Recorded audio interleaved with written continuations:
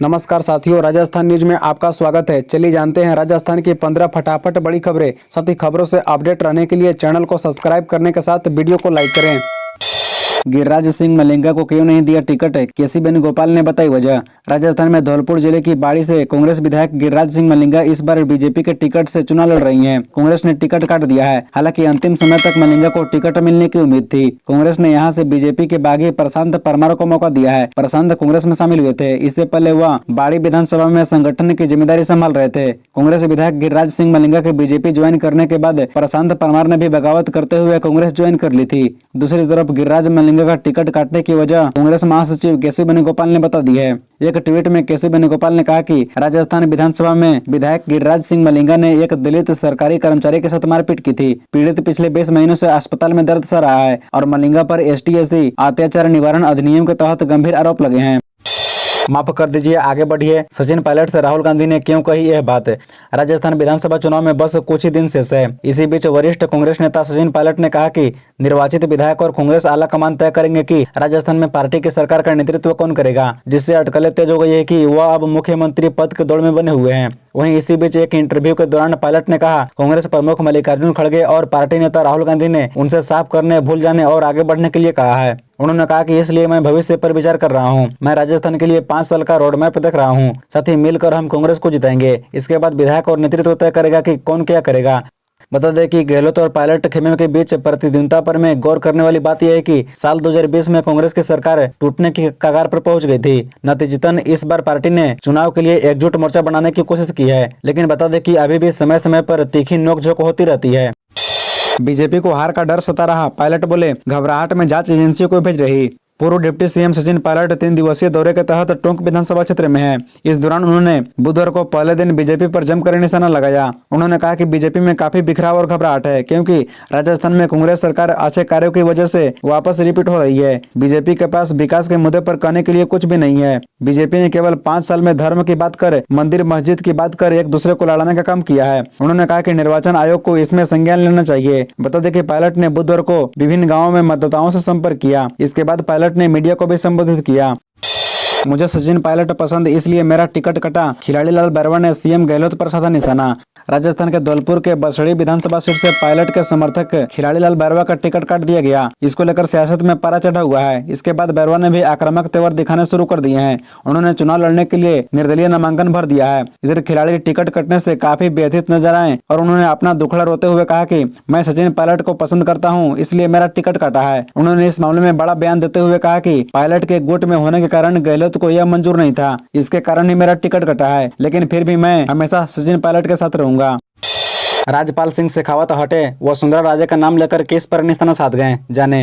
राजस्थान विधानसभा चुनाव में बागियों को मनाने में बीजेपी को आज बड़ी सफलता मिली है। वसुंधरा राजे कैंप के पूर्व मंत्री राजपाल सिंह शेखावत ने कल नामांकन पत्र वापस ले लिया है। जयपुर के झोटवाड़ा से राज्यवर्धन सिंह राठौर को टिकट दिए जाने से नाराज थे। राजपाल सिंह शेखावत ने कल प्रेस वार्ता में नाम वापसी का ऐलान कर दिया है। उन्होंने कहा कि बनी पार्क से मैं जीता, जहाँ से बीजेपी कभी नहीं जीती थी। झोटवाड़ा से 2 बार चुनाव जीता। खुशी है कि मुझे वसुंधरा राजे और भैरव सिंह शेखावत के साथ मंत्री बनने का मौका मिला। मैं अपना नामांकन पत्र वापस लेने की घोषणा करता हूं। आपको बता दें कि जयपुर के झोटवाड़ा से इस बार बीजेपी के सांसद राज्यवर्धन सिंह राठौर को टिकट दिया गया है। इससे राज्यपाल सिंह नाराज हो गए थे। आतंकियों की हमदर्द, कन्हैयालाल हत्याकांड, आलू से बरामद सोना, लाल डायरी। राजस्थान में पीएम मोदी जमकर बरसे। राजस्थान विधानसभा चुनाव को लेकर बीजेपी की ओर से बैक टू बैक जनसभाओं का सिलसिला तेज हो गया है। अमित शाह के बाद कल गुरुवार को नरेंद्र मोदी भी प्रदेश के मेवाड़ क्षेत्र में पहुंचे। यहाँ झीलों की नगरी उदयपुर शहर में उन्होंने अपने चित परिचित अंदाज में कांग्रेस सरकार पर जमकर निशाना साधा। पीएम मोदी ने अपने संबोधन की शुरुआत उदयपुर भूमि और मेवाड़ भूमि के बड़े मंदिरों को प्रणाम कर की।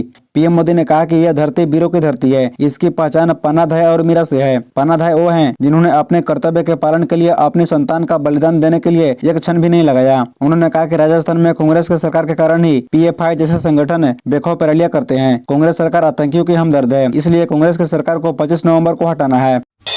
करोड़ी लाल के वोट बैंक में लग गई सेंध, जूती सिर पर रखूंगा, वायरल वीडियो के सियासी महीने।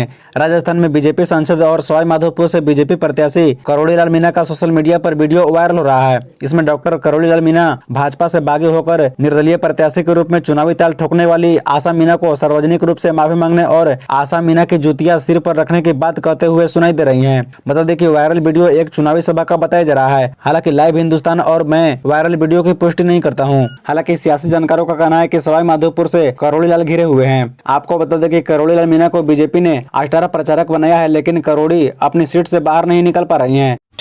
कांग्रेस 36 कौमों की पार्टी सबको साथ लेकर चलती है। बीजेपी के तुष्टीकरण के आरोप का गहलोत ने दिया ये जवाब।